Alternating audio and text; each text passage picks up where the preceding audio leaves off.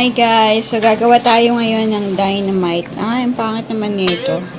First time ko lang. So ito nakuha namin is a Korean pepper.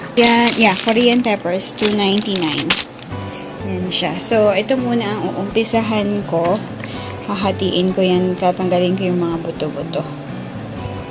So ito, ayan, hahatiin natin. Ewan kung tama itong gagawin ko. Pero yung iba kasi tinatanggal nila to. Pero wag ko lang tanggalin para mukha naman siyang legit na ano talaga. Na pepper. Oh, sana hindi ito maanghang. Mukhang hindi. Pahingi nga ako ng plato. Please. Ay, maganda to kasi medyo malaki-laki. O, tignan mo. Malaki yung lagayan. At least madami tayong malalagay dyan. Pero mas gusto ko yung cheesy. Napanood ko yung mga tutorial na ano. Meron yung corned beef na talagang straight from the can. Grabe naman yun. Hindi mo lang ginisa. Ayan siya. Woo! Pipiliin ko yung mga malalaki. 25 pieces lang yung ano ko. Yung wrapper ko. Ano to na? Hindi naman, ang good thing about this, hindi naman pala siya yung sobrang mabuto. So, sabi nila, you have the option na huwag tanggalin yung buto. Pero para hindi tayo, mag-appendicitis daw. Yan. Kasi guys, meron kaming party ngayon, mamayang hapon. Kaya nag-aalas daw na pala. Mas magandang kamayin. Pinukutsara ko pa eh. Or sana kami magmaliit tayo yung spoon. Yan. Maganda siya, gusto ko tong sili na to. Kasi yung mga nakikita ko na yung nangungulubot. Baka maghapon pa ako. Dapat kagabi ko pa ito. So, pakabili lang namin kanina sa H-Mart. Sa Asian store. Yan siya. Excited na ako. Sana naman masarap siya. Pero you can't go wrong na siguro with this. Hindi siya amoy maanghang. Minsan na-amoy mo kung maanghang siya. Yan yun. Kasi tignan mo may mga ibang pa-curve. So, piliin nyo din. Kasi mas mahirap magbalot. First time ko to guys ha. So, yeah. Tignan nyo iba. Maitim yung kanyang siguro paano na to, pahinog na. Pahinog ng todo-todo na. Machonders na siya.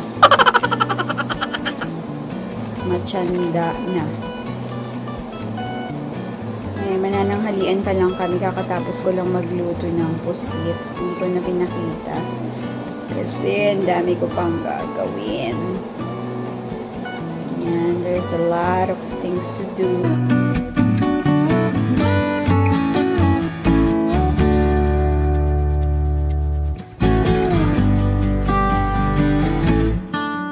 Ayan na guys, sinakto kong 25 pieces kasi 25 lang yung aking spring roll wrapper. Ayan, may mga natira pa. So, yan, sana sumakto lang. At sana magkasya din yung beef ko. So, ngayon lulutuin ko naman yung beef. Igigisa ko lang siya. Siyempre, titimplahan ko. And then, yun na, babalitin na natin. Kasi medyo may mga matitigas pa na part. Para tsaka maluto din ng husto. Yan. So, pag nagmanti-mantika na siya, feeling ko nagmamantika na nga eh. Nagmantika na siya. Ayan, pwede ko nang igisa kahit hindi na ako magdagdag ng oil na panggisa. Ayan guys, igigisa na natin. So, ayun yung sinasabi kong mantika niya kanina. Dinurog-durog ko muna para hindi siya yung buo-buo. Ayan. So, ako nagigisa, pinagsasabay ko na yung bawang tsaka sibuyas. Para pantay lang yung pagkakaluto. I don't care kung sino yung hindi luto or yung sobrang luto sa kanila. Basta so yun. Para tipid tipid gas, tipid sa oras. Yan. So, ayan muna natin caramelize. May nalalamang caramelize. I don't know. Yan. Yan siya. Excited na ako magbalot. Yun yung exciting. Sana masarap. Yan siya guys. Ayan. Konti lang yung niya. So, konti-konti lang yun ang ilalagay ko siguro. Yan. So, babalutin na natin. Pero before that, mag-i-slice muna ako ng mga cheese. So, ito na guys. Hati-hatiin ko na. Hindi yung masyadong mahaba para at least matansya ko. Kasi iba-iba yung size ng ano, diba, ng sili natin. So, ganyan lang siguro. At least, pwede ako maglagay ng 2 or 3. Hindi, nakaka-excite. Hindi ko actually alam kung anong masarap na cheese. Pero, ang pinili ko, ito lang, yung sa Walmart na Great Value Medium Cheese Cheddar. Mas masarap sana kung Eden cheese, diba? Iba pa rin yung keso natin.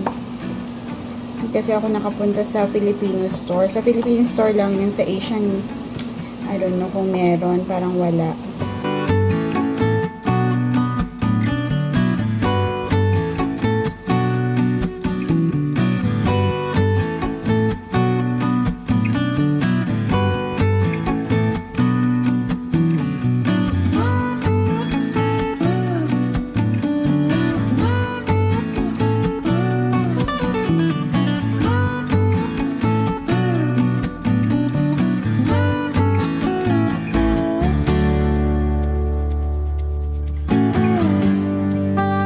Ito na. Siyempre, pagka magbabalot, don't forget yung water. Pero yung iba, white egg ang nilalagay nila. Pero ako, huwag na. Sayang yung itlog. So, buti na lang, dinifrost ko na rin to. Pagka, pagdating, dinifrost ko na yan. Ay, nako. Lumikit na yung nasa ibabaw. Ayan. Sana lang, wala akong masira para saktong 25. Sinakto ko kasi kung alam ko lang sana na kulang. So, here you go. Ayan. Ito na ang ating sili. The zili. The main character. Init-init pa siya pero okay lang. Para maluto din. Maluto yung sili. Partly. Yung iba inahayaang mahulog lang yung mga beef na yan. Para at least may flavor. Added flavor na rin yun. Para pagkagat mo, meron ka pang makukuha. Huwag mong punuhin guys para ayan siya Huwag mong punuhin para meron ka pang space sa cheese. Gusto ko ng cheesy. As much as possible. Dapat pala linagay ko sa loob. Pero mas masarap kasi yung pagka-bite mo is, may cheese. So, 2 lang talaga. Ayan. Oh, no. Ito na yung problema ko. Ano kaya? OMG. Kaya natin yan. Kaya. Hindi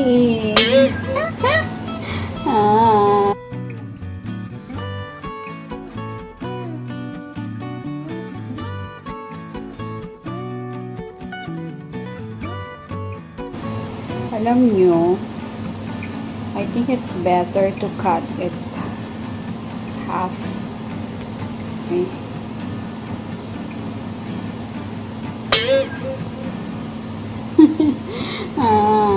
Ano kaya?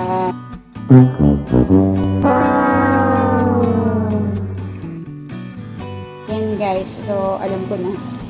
Hindi necessarily para na balot lahat. Akala ko kasi babalutin lahat. Tignan nyo to. Ang pangit. So, alam ko na at least meron tayong lesson for the day. Lesson learned. Bakit yung kay panlasang Pinoy? Parang nasa loob yung cheese na mukhang masarap din na Alam ko na. Isa ang nasa loob, isa naman ang nasa labas. Para pagka-bite mo, both sides siya. So, kailangan may nakalabas. Yung kay panlasang Pinoy. Gusto ko yung ganun. Ikat na lang natin. So, para pag may maliit, maganda yung ginawa niya. Yan. Gusto ko rin yung gano'n, yung manipis lang. Yan siya. Para alam mo talagang dynamite. Heaven.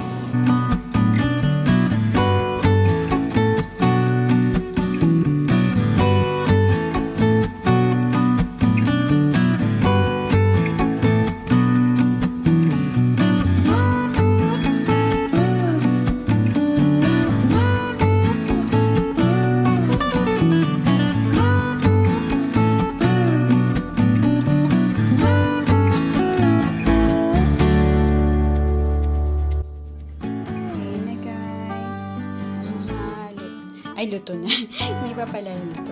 If-fry na natin, i-deep fry na siya.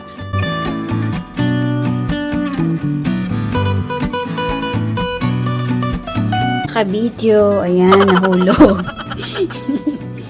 Hugasan na lang. Ayan na.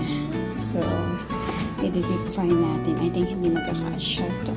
Niready ko na. Dito ko siya ilalagay bago ko ilagay dito sa tray.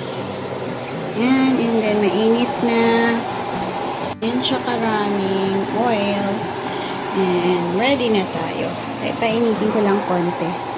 Tapos, i-on ko yung pampawala ng amoy, syempre.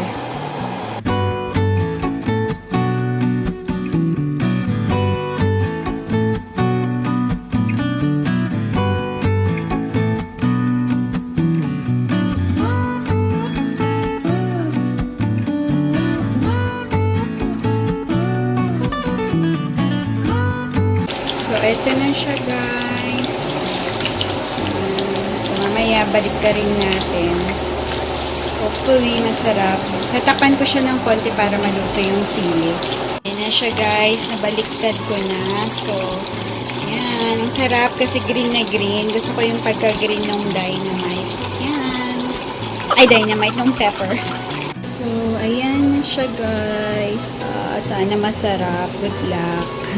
Ito, pinapatulog ko. Kapag niyo, madami mantika doon.